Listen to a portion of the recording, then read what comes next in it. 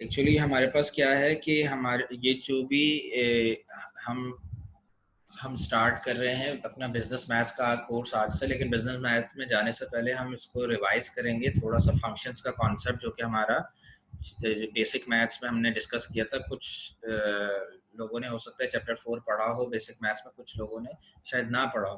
तो हम थोड़ा सा इसको रिवाइज कर लेते हैं कि फंक्शंस का कॉन्सेप्ट हमें समझ आ जाए, क्योंकि फंक्शंस जो है, अगर आपको याद हो, y is equal to m x plus c का एक कॉन्सेप्ट हम पढ़ते थे चैप्टर नंबर 2 में, जिसको हम कहते थे स्लोप इंटरसेप्ट फॉर्म, जिसमें हमारे पास एक स्लोप होता था m, जो कि राइट हैंड साइड में इंडिपेंडेंट वेरिएबल के साथ होता था, और एक होता था हमारे पास कांस्टेंट सी, कोई जो हमारे कांस्टेंट वैल्यू होती थी। तो इसके अंदर क्योंकि हमारे पास स्लोप भी होता था और इंटरसेप्ट भी होता था, इसलिए हम इसको कहते थे स्लोप इंटरसेप्ट फॉर्म। शुरू में हम इसको स्लोप इंटरसेप्ट फॉर्म कहते थे। जब चैप्टर 4 और 5 में आ गए थे तो हमने उसे उसके इंडिपेंडेंट वेरिएबल का फंक्शन कहना शुरू कर दिया था। फॉर एग्जांपल, अगर मैं कह रहा हूँ कि y is equal to m x plus c, तो y किस पे डिपेंड कर रही है? राइट हैंड साइड पे x लिखा हुआ है, तो y की जगह मैं इसको is equal to f of x भी लिख सकता हूँ, that it is function of x because it is dependent on x। ठीक है। इन अ सिमिलर वे अगर आप देखें तो आपके पास एक और जो है वो और भी हमने कुछ एग्जांपल्स वहाँ डिस्कस की थी, जिसमें हमारे पास जो है वो value of machine is dependent on time. तो v is equal to m t plus c का कॉन्सेप्ट होता था, तो v की जगह हम उसको एफ ऑफ टी भी कह देते थे, that is function of time. इसी तरह से क्राइम जो है rates is dependent on number of police officer assigned, तो c is the function of p right hand side, तो c की जगह मैं उसको f ऑफ p भी लिख सकता था, that is crime is actually dependent on police officer assigned. ये सारी बेसिक मैथ्स की चीज़ें मैं आपको रिवाइज करा रहा हूँ। तो अगर आप ये देखें, यहाँ ये इंपॉर्टेंट पॉइंट है, ये देखें, अगर आप इसको देखें, y is equal to f x, y is equal to f x, यानी कि y जिसको कह रहा था y is equal to m x plus c था, तो y की जगह मैं इसको फंक्शन ऑफ x भी कह सकता हूँ। इसी तरह अगर मैं ये u वेरिएबल कह रहा हूँ, ठीक है, और वो आगे राइट हैंड साइड पे is equal to m b plus k लिखा हुआ है, यानी कि v वेरिएबल पे डिपेंड कर रही है, तो u की जगह मैं इसको फंक्शन ऑफ v भी कह सकता हूँ, एफ ऑफ v भी कह सकता हूँ, g ऑफ v भी कह सकता हूँ। ठीक है, ये देखें, y is function of x, तो y लिखूं या एफ ऑफ x लिखूं, एक ही बात है। ठीक है, जरा इससे रिलेटेड एक कॉन्सेप्ट पे आ जाते हैं। ये सारी वो चीज़ें जो मैं आप लोगों को करा चुका हूँ। देखो यहाँ z है, ये t पे डिपेंड कर रहा है, राइट हैंड साइड पे t है, तो z को हम क्या कह सकते हैं? z is the function of t।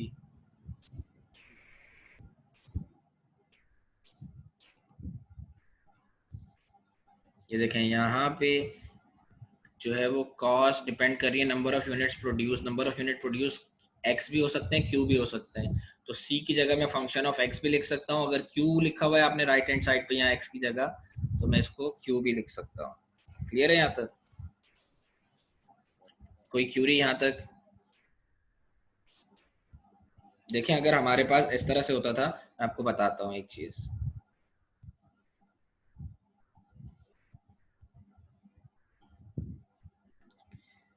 ठीक है, अगर अगर जो है वो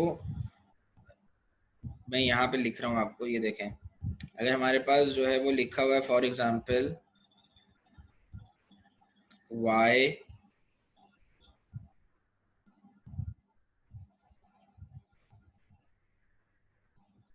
एक मिनट,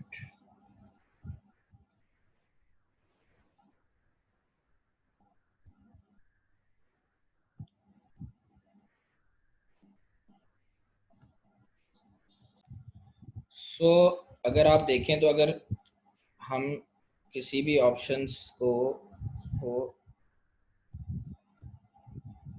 कोई भी हमारे पास फंक्शन है, for example y is equal to m x plus c, तो मैं y is equal to m x plus c को y की जगह मैं इसको यूं लिख सकता हूँ। y किस पे डिपेंड कर रहा है? इस पे, x पे। x क्या है मेरे पास? ये x मेरे पास जो है वो डिपेंडेंट इंडिपेंडेंट वेरिएबल है।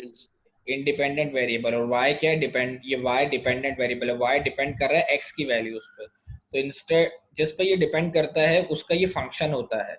तो मैं इसको यूं लिख सकता हूँ, y की जगह मैं इसको f ऑफ x भी लिख सकता हूँ, f ऑफ x, या इस f ऑफ x लिखूं या y लिखूं एक ही बात है। f of x is equal to y is equal to mx plus c। और अगर मैं चाहूँ तो बीच से जो है वो y नहीं भी लिखना चाहूँ तो मैं डायरेक्ट यूं भी लिख सकता हूँ, f of x is equal to mx plus c। Clear है, mx plus c। So this is called function, यानी कि हर डिपेंडेंट वेरिएबल अपने इंडिपेंडेंट वेरिएबल का फंक्शन होता है। अच्छा, प्रॉब्लम प्रीवियस केसेस में और न्यू केसेस में हमारे पास क्या है? प्रीवियस केसेस में हमारे पास जो है वो अगर आप देखें तो जितने भी हमारे पास प्रीवियस केसेस थे उनके अंदर हमारे पास जितने भी प्रीवियस केसेस थे उनमें लीनियर इक्वेशंस होती थी हमारे पास, और फंक्शंस हम ज़्यादातर लीनियर इक्वेशंस को देख रहे होते हैं, चाहे कॉस्ट फंक्शन हो, रेवेन्यू हो, प्रॉफिट हो, ठीक है, या कोई और डिफरेंट टाइप्स के depreciation function of value of machine is depending on time, तो टाइम के हिसाब से वो वैल्यू जो है वो जो है डेप्रिसिएट हो रही थी। यहाँ पे हमारे पास फंक्शंस जो है वो लीनियर भी होंगे और नॉन लीनियर भी होंगे, ठीक है। लीनियर लीनियर फंक्शन जो है वो लीनियर फंक्शन जितने भी हैं, हेलो, बात सुन रहे हैं? Yes sir. जी जी। Yes sir. जी तो सर। जितने भी हमारे पास लीनियर फंक्शन है वो क्या है हमारे पास? लीनियर फंक्शन में क्या होता है, अगर आपको याद हो तो कुछ इस तरह का ऑप्शन होता है हमारे पास कि लीनियर फंक्शन में हमारे पास जितनी भी वैल्यूज होती हैं वो क्या होती हैं, जितनी भी हमारे पास वैल्यूज होती हैं, जो भी, चाहे किसी भी दो पॉइंट्स के दरमियान हमारे पास स्ट्रेट लाइन होती है लीनियर। फॉर एग्जांपल ये देखें, ये एक इक्वेशन, एक हमारे पास एक्स एक्सिस और वाई एक्सिस है, लीनियर में हमारे पास स्ट्रेट लाइन होती है, किसी भी दो पॉइंट, एक पॉइंट ये रहा फॉर एग्जांपल, एक लाइन के ऊपर एक पॉइंट ये है और एक पॉइंट ये है, किसी भी दो पॉइंट के दरमियान अगर मैं स्लोप देखूंगा तो वो कांस्टेंट रहेगा, बिहेवियर मेरा जो है वो कांस्टेंट रहता है। फॉर एग्जांपल ये लाइन है यू नीचे की तरफ आ रही है, तो इसमें हमारे पास इस पॉइंट के और इस पॉइंट के दरमियान जो भी हमारे पास स्लोप आएगा, दैट इज इस पॉइंट का, मैं एक पॉइंट को मैं कह रहा हूँ x1 y1, दूसरे पॉइंट को मैं कह रहा हूँ x2 y2, ठीक है। तो चेंज आएगा स्लोप, स्लोप क्या होता है? Change in the value of dependent variable with respect to unit change in the value of independent variable, y2 minus y1 upon x2 minus x1, ठीक है। क्लियर है, ये स्लोप का फॉर्मूला होता है। ये चेंज कांस्टेंट है, किसी दो पॉइंट्स के दरमियान जो हमने चेंज निकाल लिया स्लोप पूरी लाइन में, वो चाहे वो इन्फिनिटी माइनस इन्फिनिटी से आ रही हो, कहीं इधर से कहीं से आ रही हो पीछे से, ठीक है, इधर कहीं जा रही हो और इधर कहीं जा रही हो, जिधर भी जा रही हो उसकी लाइन का स्लोप फिक्स रहेगा। अगर स्लोप की वैल्यू आ रही है 7 तो पूरी लाइन पे स्लोप सेम रहेगा, अगर स्लोप की वैल्यू आ रही है 10 तो पूरी लाइन पे स्लोप 10 ही रहेगा। What is different between previous basic maths and business maths? वहां हम लीनियर रिलेशनशिप्स के बारे में देख रहे थे, उनके दरमियान चेंज देखते थे। स्लोप क्या होता है? चेंज, तब्दीली, डिपेंडेंट वेरिएबल में किस शरह से तब्दीली आएगी with respect to independent variable के एक यूनिट चेंज होने में, यानी x 1 रुपए से बढ़ गया तो y पे क्या इफेक्ट आएगा? पहले 3 रुपए था, अब 4 रुपए हो गया, तो 4 - 3, लाजमी नहीं है, बड़े डिक्रीज भी हो सकता है, चेंज इसलिए कह रहे हैं, पॉजिटिव भी हो सकता है नेगेटिव भी हो सकता है। पहले 4 रुपए 3 रुपए था, अब 2 रुपए हो गया, इसकी वजह से y में क्या इफेक्ट आएगा, इसको हम कहते हैं चेंज स्लोप। तो पहले लीनियर इक्वेशंस थी, सारी इक्वेशन लीनियर होती थी, इसलिए उनका स्लोप जो है वो हमारे पास क्या होता था? लीनियर होता था। अब हम बिजनेस मैथ्स में जो है वो लीनियर नहीं, graphical equation, non linear equations का हम जो है वो कर्व देखेंगे। नॉन लीनियर इक्वेशंस कौन सी होती हैं? जिनके अंदर हमारे पास जो है वो नॉन लीनियर इक्वेशंस वो होती हैं जिनमें हमारे पास लीनियर रिलेशनशिप नहीं बनता, यानी कि क्वाड्रेटिक इक्वेशन, क्यूबिक इक्वेशन, जो है second degree equation, third degree, fourth degree, fifth degree equation, ये सारी नॉन लीनियर इक्वेशंस आ जाती हैं। इनके अंदर हमारे पास स्ट्रेट लाइन नहीं बनती जब हम इनको प्लॉट करें, कर्व्स बनते हैं, डिफरेंट टाइप्स के कर्व्स बनते हैं। कर्व्स में क्या होता है कि हर 2 पॉइंट के दरमियान कर्व कहीं की स्टीपनेस कहीं ज़्यादा होती है, कहीं कम होती है, तो हर 2 पॉइंट के दरमियान चेंज डिफरेंट होता है। फॉर एग्जांपल मैं एक कर्व बना रहा हूँ, अब मेरे पास कुछ इस तरह से एक ग्राफ बन गया, ठीक है। अब ये देखें, इसमें हर जगह डिफरेंट तरीके से जो है वो किसी भी 2 पॉइंट के दरमियान अगर मैं चेंज देखूंगा तो डिफरेंट टाइप का होगा, कहीं बहुत स्पीड से नीचे की तरफ आ रहा है, कहीं इंक्रीज हो रहा है, कहीं स्लो डाउन हो रहा है, तो हर 2 पॉइंट्स के दरमियान। तो अगर मुझे इस कर्व में जो है कहीं रिलेशनशिप देखना है, तो फॉर एग्जांपल मेरा एक पॉइंट ये रहा, एक पॉइंट मेरा ये रहा, और एक पॉइंट मेरा ये रहा, इन 2 पॉइंट्स के दरमियान जो है मैं रिलेशनशिप देखना चाह रहा हूँ, तो मैं एक विंडो बना दूंगा जो कि इन 2 पॉइंट्स के अंदर, जो है किस हिसाब से मेरी कर्व में चेंजेस आए, पॉइंट नंबर 1 से लेकर पॉइंट नंबर 2 तक, ठीक है।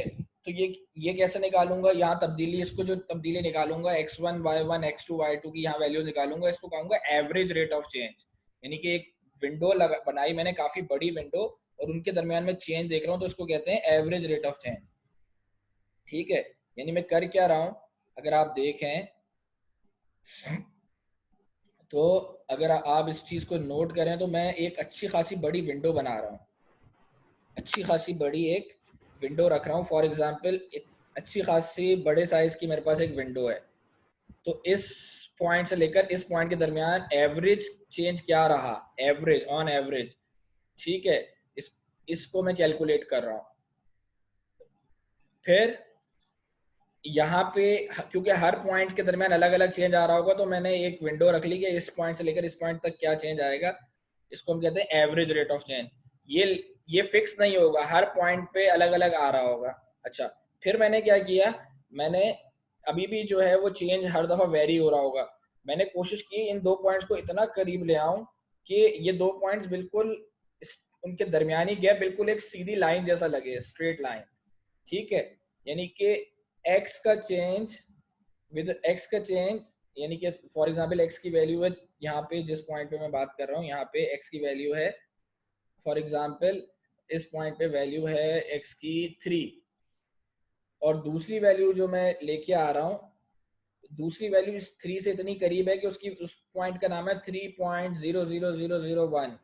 तो x में ना होने के बराबर चेंज आने पे, यानी कि उसी पॉइंट पे, नियर अबाउट उसी पॉइंट पे मैं दूसरी वैल्यू भी लेके आ रहा हूँ, ठीक है, ना होने के बराबर चेंज में। फॉर एग्जांपल ये विंडो को मैंने इतना शॉर्ट कर दिया कि पहला पॉइंट भी ये रहा, दूसरा भी यहीं पे है, इसी के करीब ही, देखें ये बिल्कुल करीब ही पॉइंट है। ये विंडो मैंने नैरो डाउन करके बिल्कुल 2 पॉइंट्स को बिल्कुल करीब करीब ले आया है, एक पॉइंट ये रहा, दूसरा भी ये रहा, ठीक है। तो उनके दरमियान अब क्या चेंज, कितना चेंज आ रहा है, यानी कि आपने उस डिस्टेंस को बिल्कुल मिनिमम कर दिया, यानी कि x की वैल्यू 3 पे y में क्या वैल्यू आ रही थी, y का रिजल्ट क्या आ रहा था, और अब आपने x की वैल्यू 3.00001 पे y पे कितना चेंज आएगा, इसको कहते हैं इंस्टेंटेनियस चेंज। यानी कि x में ना होने के बराबर चेंज में y में कितना चेंज आ रहा है, इसको कहते हैं इंस्टेंटेनियस चेंज, ठीक है। वहां तो एक किसी भी 2 पॉइंट के दरमियान स्लोप निकाल लेते थे, पूरी लाइन का वही स्लोप रहता था, यहाँ स्लोप चेंज हो रहा है, जब चेंज हो रहा है तो एवरेज रेट ऑफ चेंज की तरफ जा रहे हैं। अब क्या